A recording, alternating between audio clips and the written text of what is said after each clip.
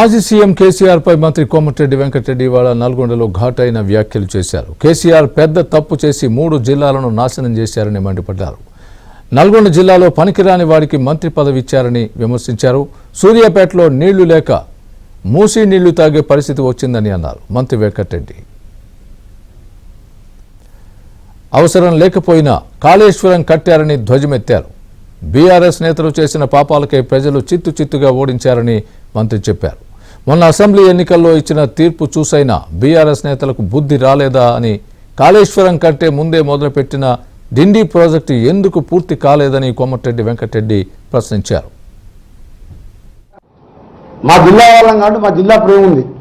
ఈ జిల్లాలో పుట్టి పెరిగిన లీడర్ చెప్పుకొని 10 సార్లు 10 ఏళ్ళు ఎమ్మెల్యే ఉండి 3 హత్య కేసుల్లో ముద్దాయి ఆయన కూడా కాంగ్రెస్ మీద మాట్లాడి మా ముఖ్యమంత్రి మీద మా మీద మాట్లాడుతున్నాడు.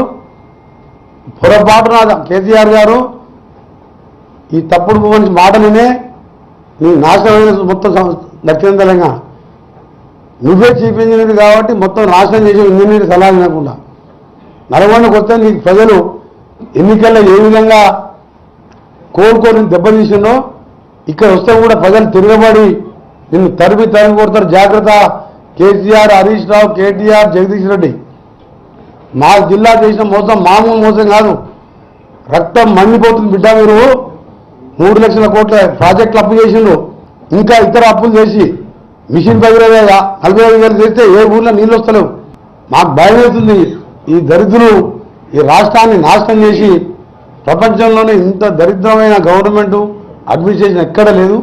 ఇంకా మొగాని అంటున్నా ఒకటే చెప్తున్నా, వస్తే మాత్రం కేసీఆర్ని నల్గొండ పిలుపులకి బస్సులు వస్తే ఆ రోడ్ల మీద ఆపుకొడతారు.